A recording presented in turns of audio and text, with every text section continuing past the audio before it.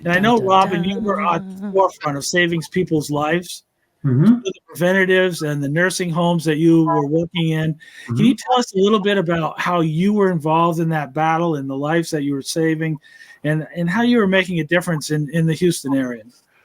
So while we got national attention and was on the Laura Ingraham show and I tell people all the time that they did an article about me in Rolling Stone magazine. And I always tell people, tell my sons I'm a rock star, but they read the article and they said, oh, they didn't seem to like you very much at all.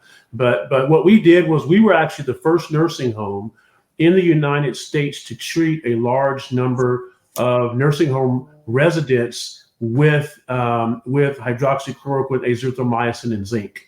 And so what was happening is, and we did this in March of 2020. So this was right as the pandemic was beginning here in the United States.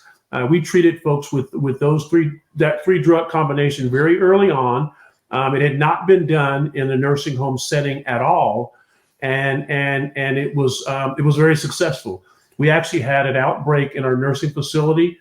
We had 86 residents that were infected with COVID, and we ended up treating. We triaged them. We treated them. We treated the ones we thought that had more serious disease, and we only lost one patient to COVID. Only one in that nursing facility. Wow! This was a story. I mean, and we had the governor was aware of what was going on. He was calling me and asking me. The lieutenant governor was aware. And our plan was to put a paper out, an observational paper. Now, this is not a randomized double-blind study because it wasn't set up. We were just treating patients in the setting of a pandemic. We were going to put this out because this was so early on in the pandemic that this should have been the protocol that was used in every nursing home in the United States of America. But when the media got wind of what had happened, they actually attacked us. They attacked me personally. They went after my license. I was investigated by the Texas Medical Board. I was So wait, I'm sorry, Dr. Armstrong. The Texas Medical Board? The Texas Medical Board, yes. And so this is a great example of bureaucracy. Okay, and so what happens is the people that staff the medical board are the ones who do all of the investigations.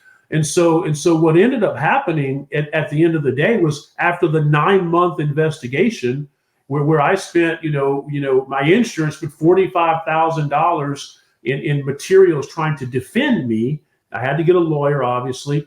And so after all of that, the medical board just dropped the case and they didn't do anything about it. But what happened is the people that are working, the staff for the medical board, the bureaucracy of the medical board are all liberals. And so they investigated me. They charged me with all sorts of things that was just foolishness. And the medical board, when it finally got to a board hearing, and this was 9 months later, they just dropped the charges. They just dropped everything. Well, let's put this a little bit in perspective. This is early on when nursing homes, people were dying by the dozens and by the hundreds in nursing homes all over this country. We know what was happening in New York when the governor there was basically allowing a death sentence to these people in nursing homes. And you were protecting lives better than any other nursing home that we're aware of in the country. And they go after you. Why would they go after you? Especially Texas, where everybody thinks like Texas is supposed to be like the free state where, everybody's like conservative and whatever. Like, I'll tell you, we certainly have our liberals here in the bureaucracy. The bureaucracy was attacking us. And so, Jay, that's a great question because I couldn't figure that out myself. I'm thinking, look, liberals have grandparents and great grandparents and they don't want them to die, I'm sure. And so why would they be in opposition to this? Well, I kind of figured out that I believe that had it gotten out early on in March of 2020, or very early on, that elderly people, the sickest people of the sick in nursing homes, can survive COVID with this medication combination, had that gotten out, no one would have feared the disease. Number one, they needed people to fear this disease. I think that's why they attacked us. Number one. Number two, the vaccine cannot be used under emergency use authorization if there are any medications that are shown to be effective in treating COVID-19. Well, and these weren't. And so if there was any evidence out that there were any medications that could potentially treat COVID-19, you could not use the vaccine under emergency use authorization. And so the vaccine would not have existed had our study got out, had people started using it widespread, had it been effective for people widespread, then the vaccine would have never come into existence. I believe those are the two reasons why we were attacked. Not only is it a treatment, zithromycin, that's a Z-Pak, right? So that's like pretty standard antibiotic. Absolutely. Hydroxychloroquine is an inexpensive medication, antiviral, right? I think. Over the counter in most of the world. And then zinc is just over-the-counter zinc for your immune system. I mean, I don't know if that's what you were using, if it was like a high dose of zinc. No, zinc was very, very normal. In fact, I took higher doses of hydroxychloroquine when I went on a missionary trip to Africa. And so I knew that it was safe. I knew it was safe. And so I knew these three drugs were safe. And that was my reasoning in using it, because I figured, we were using it in the hospital. And so, because I'm a hospital doctor primarily, we were using it in the hospital, and it was ineffective because we were using it too late. The people were already so ill that they were not, and that's why all the data looks bad on hydroxychloroquine, because all the studies that were done using hydroxychloroquine were done in patients who were on the ventilator. They were already heading towards death. And so what we learned is that you have to use it earlier. So we used it earlier. I knew these medications were safe. I knew at the very worst we were going to do no harm. We were not going to hurt these patients in any way because I knew these medicines were safe. But what did they do? They came out and they said hydroxychloroquine is unsafe. It causes cardiac problems, which is absolutely not true.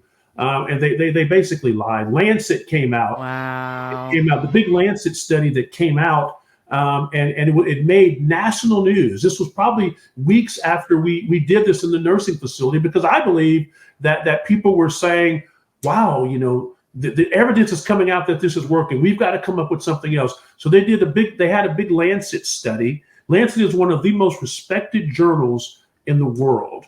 Okay. They came out with a big study saying that hydroxychloroquine does not work and it kills people. This was the headline. And now 2 weeks later, so that was a headline. It was all over the national news. 2 weeks later, they had to retract, the scientists retracted that study and said that the information that was gathered was fraudulent. It was wrong. But no one reads the retraction. No one ever reads the retraction. They only ever see the first one. We have doctors today that still refer to that Lancet study as a reason to not use hydroxychloroquine. Come on. And they completely missed the retraction, which was on page 35, and the fact that the faulty study was on page 1. And so there was something very nefarious going on here. It was a horrible situation. I was, we were worried. I mean, we were praying and believing God and praying for our patients and praying that this message could get out. But I'll tell you, the mass media, they really attacked us mercilessly, and they did not let that message get out. And so people feared COVID, and that's why, people were willing to take a vaccine, that was really unproven, and they were willing to take a vaccine that could potentially be harmful to them.